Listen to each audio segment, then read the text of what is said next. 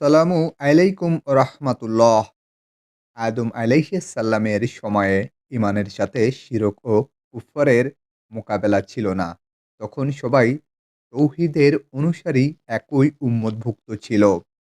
তা শরিয়াতের অধিকাংশ বিধানই ছিল পৃথিবী আবাদকরণ ও মানবীয় প্রয়োজনাদির সাথে সম্পৃক্ত। কিন্তু কালের বিবর্তনে মানুষের মধ্যে শিরকের অনুপ্রবেশ ঘটে। নুহের কওম ওয়াদ, সুআদা, ইয়াগুস, ইয়াকুব ও নাসরুম প্রমুখ মৃত নেককার লোকেদের উসিলায় আখেরাতে মুক্তি পাবার আশায় তাদের পূজা শুরু করে। এই পূজা তাদের কবরেতেও পারে কিংবা তাদের মূর্তি বানিয়েতেও পারে। মুহাম্মদ ইবনু কায়েস বলেন, আদম ও নূহ আলাইহিস সালামের মধ্যবর্তী সময়কালের এই ৫ জন ব্যক্তি নেককার ও সৎকর্মশীল বান্দা হিসাবে প্রসিদ্ধ ছিলেন। তাদের মৃত্যুর পর ভক্ত অনুসারীগণকে শয়তান এই বলে প্ররোচনা দেয় যে, এইসব নেককার মানুষের মূর্তি সামনে থাকলে তাদের দেখে আল্লাহর প্রতি ইবাদাতে অধিক আগ্রহ সৃষ্টি হবে। ফলে তারা তাদের মূর্তি বানায়।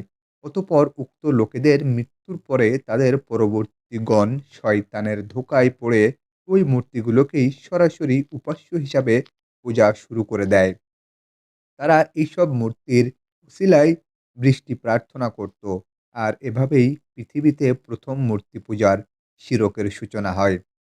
ইমাম বুখারী রহমাতুল্লাহ আলাইহি হযরত আব্দুল্লাহ ইবনে আব্বাস রহমাতুল্লাহ আলাইহি হতে বর্ণিত করেন। তিনি বলেন যে, এই লোকগুলি হযরত নূহ আলাইহিস সালামের যুগের নেককার ব্যক্তি ছিলেন। তাদের মৃত্যুর পর শয়তান তাদের অনুসারীদের এই মর্মে ধোঁকা দিল যে, এদের বসার অবস্থানগুলিতে এক একটি মূর্তি বানাও ও তাদের নামে নামকরণ করো। লোকেরা তাই করল। এই মূর্তিগুলো পরবর্তীকালে আরবদের মধ্যেও চালু ছিল। ওয়াদ ছিল বনু কালবের জন্য, দুমাতুল জাম্মালে, সুওয়া ছিল বনু হুযাইলের জন্য, ইয়াগুস ছিল বনু গুত্তায়েফ এর জন্য জুরুফ নামক স্থানে, ইয়াকুব ছিল বনু হামদানের জন্য, এই নমস্র ছিল হিমায়ার গোত্রের বনু জিকালা এর জন্য। ইবনু আবি হাতেম এর বর্ণনায় এসেছে যে, ওয়াদ ছিল এদের মধ্যে প্রথম এবং সর্বাধিক নেককার ব্যক্তি। তিনি মারা গেলে লোকেরা তার প্রতি ভক্তিতে কান্নায় ভেঙে পড়ে। শয়তান এই সুযোগ গ্রহণ করে এবং লোকদেরকে তার মূর্তি বানাতে প্ররোচনা দেয়।